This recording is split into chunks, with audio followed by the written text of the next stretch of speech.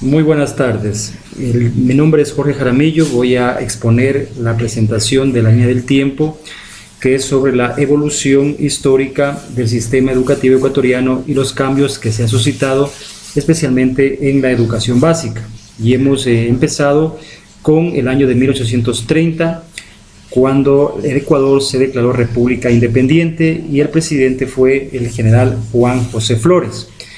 Entre los cambios que se dieron en aquella época, cuando se aprobó la primera constitución del Ecuador como república, fue que se estableció promover y fomentar la educación pública en el país, es decir, que la educación tenga mucha injerencia el Estado.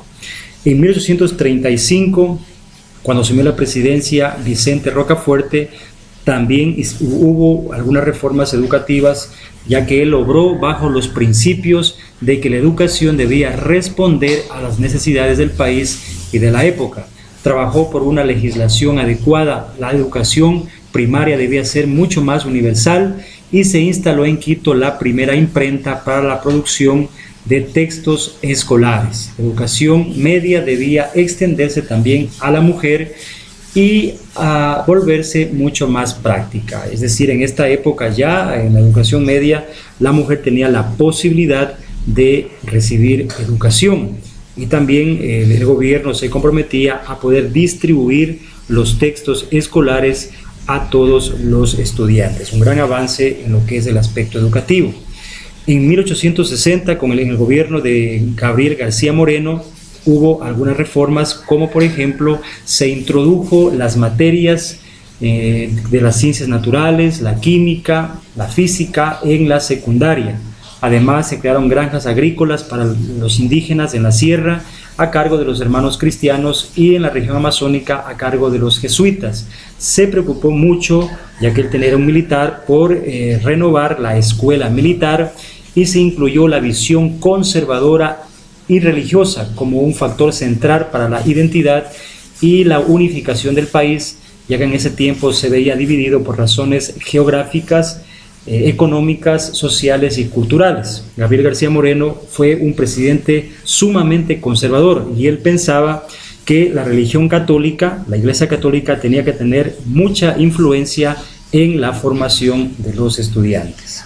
En 1895, con el gobierno de Eloy Alfaro, el gran cambio que se dio fue que él proclamó que el laicismo en educación, es decir, él fue todo lo contrario de García Moreno.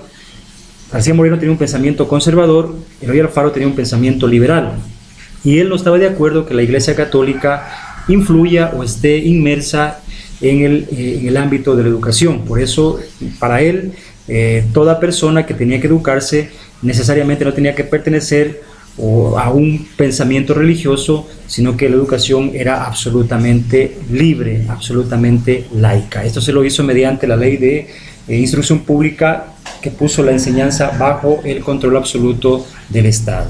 En el año 2007, con la llegada del presidente Rafael Correa, se planteó como objetivo construir un sistema educativo de acceso masivo, de excelente calidad y absolutamente gratuito. Se invirtió en infraestructura y evaluación y capacitación docente. Además, se promulgó la meritocracia, tanto en los docentes para poder ingresar al magisterio y brindar una gran educación, y también para los estudiantes que puedan seguir sus estudios superiores a través de la meritocracia. En este gobierno se creó gran infraestructura, grandes escuelas, textos gratuitos, colación escolar.